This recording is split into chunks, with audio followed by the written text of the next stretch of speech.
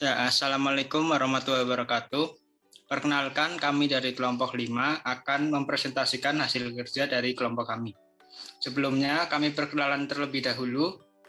Perkenalkan, saya Gilar Rizky dengan NIM 15012014445. Perkenalkan, nama saya Zahra Arika Putri dengan NIM 15012040446. Perkenalkan, nama saya Rio Zaki Tafazani dengan NIM 1501012043114. Perkenalkan, saya Gasela Nurpamana dengan NIM 15012042227. Perkenalkan, nama saya Selvina Utama dengan NIM 15012044172. Perkenalkan, nama saya Rondika Pratama Yasin dengan NIM 1501204211.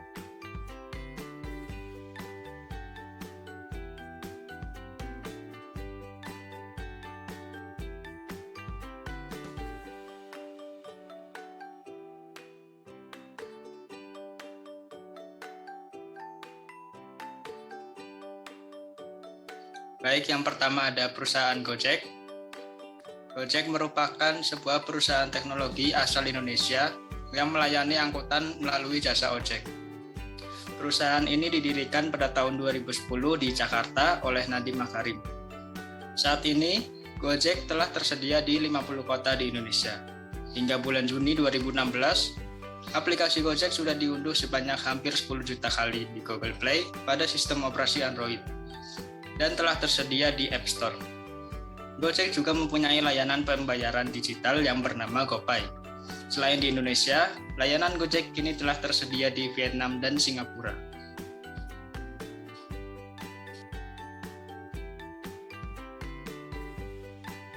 Visi dan misi Gojek. Visi membantu memperbaiki struktur transportasi di Indonesia, memberikan kemudahan bagi masyarakat dalam melaksanakan pekerjaan sehari-hari, seperti pengiriman dokumen, belanja harian dengan menggunakan layanan fasilitas kurir, serta turut mensejahterakan kehidupan tukang ojek di Jakarta dan di Indonesia ke depannya. Lalu misi 1, menjadikan PT Gojek Indonesia sebagai jasa transportasi tercepat dalam melayani kebutuhan masyarakat Indonesia. 2, menjadikan PT Gojek Indonesia sebagai acuan pelaksanaan kepatuhan dan tata kelola struktur transportasi yang baik dengan menggunakan kemajuan teknologi. 3, meningkatkan kepedulian dan tanggung jawab terhadap lingkungan dan sosial.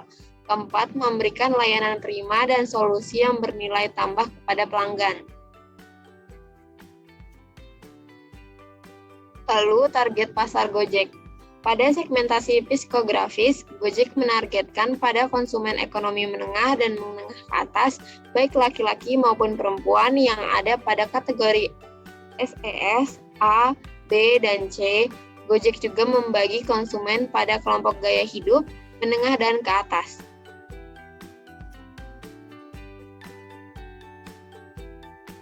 Baik, terima kasih Zahra. Selanjutnya saya akan melanjutkan tujuan didirikannya Gojek. Yang pertama itu untuk membantu konsumen terbebas dari kemacetan. Yang kedua untuk membantu para driver menambah pemasukan. Dan yang terakhir memberikan rasa aman kepada penumpang.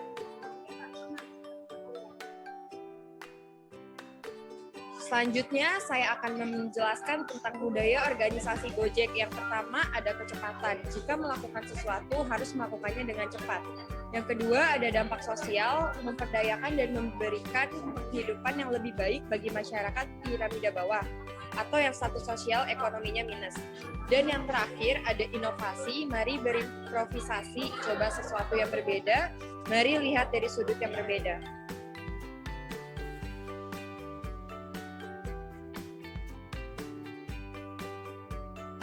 Selanjutnya adalah langkah pengimplementasian CSR dari perusahaan Gojek. Yang pertama adalah melakukan sosialisasi kegiatan atau program yang telah direncanakan oleh perusahaan. Yang kedua, menentukan penanggung jawab program dari perusahaan. Yang ketiga, menentukan lokasi dari kegiatan yang ingin dilaksanakan. Dan yang keempat, melakukan pelaksanaan sesuai dengan prosedur pelaksanaan.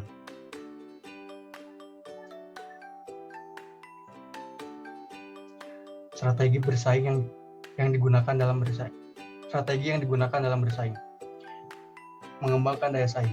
PT Gojek Indonesia dapat menciptakan kesan pelayanan terbaik dengan menyediakan produk yang lebih bervariasi yang tentunya mengikuti selera pasar dengan slogan "An Ojek for Every Need". PT Gojek Indonesia tidak hanya menyediakan layanan transportasi angkutan penumpang, tetapi juga melayani jasa kurir untuk pengiriman dokumen dan barang, jasa belanja dan GoFood untuk pesan antar makanan.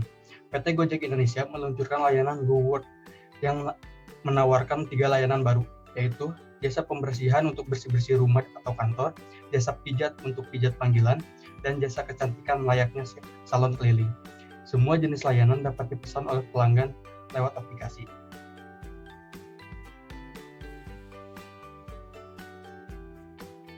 Strategi yang digunakan dalam pemasaran. Strategi pemasaran Gojek menggunakan sosial media sebagai salah satu alat pemasaran yang memainkan peran penting dalam branding perusahaan Gojek dan layanannya. Dengan menggunakan media sosial yang dapat dipostkan oleh pemasaran promosi yang ditawarkan oleh perusahaan atau kegiatan yang dilakukan oleh karyawan Gojek. Media sosial seperti YouTube, Instagram, fanpage, Facebook, Twitter, situs web, dan Google AdWords.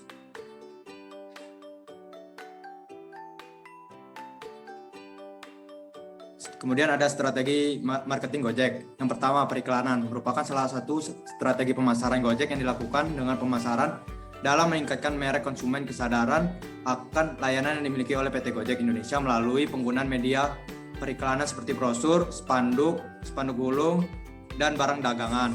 Kemudian ada strategi marketing yang selalu mengikuti tren, bekerja bersama banyak partner, fokus ke customer experience dan customer journey, memiliki dampak sosial yang positif, dan target pemasaran yang luas.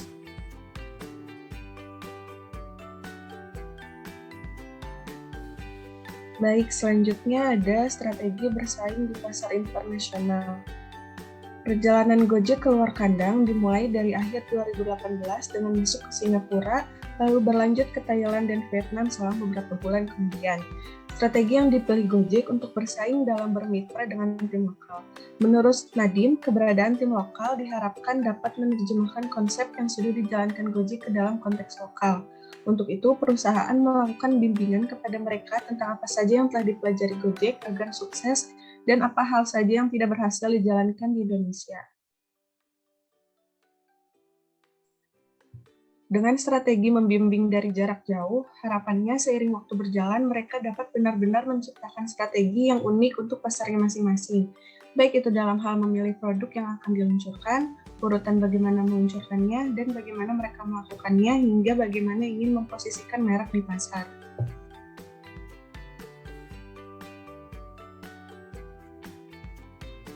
Dari sisi strategi promosi pun, Gojek sudah menyiapkan berbagai strategi yang diklaim akan lebih adil dan lebih cerdas, sehingga dapat menguntungkan baik bagi pengemudi maupun pelanggan.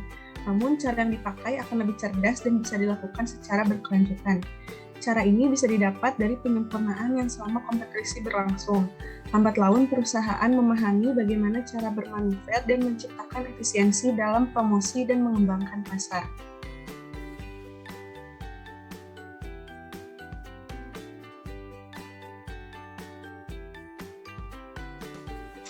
Baik, sekian dari kelompok kami, kelompok 5, kurang lebihnya mohon maaf. Wassalamualaikum warahmatullahi wabarakatuh.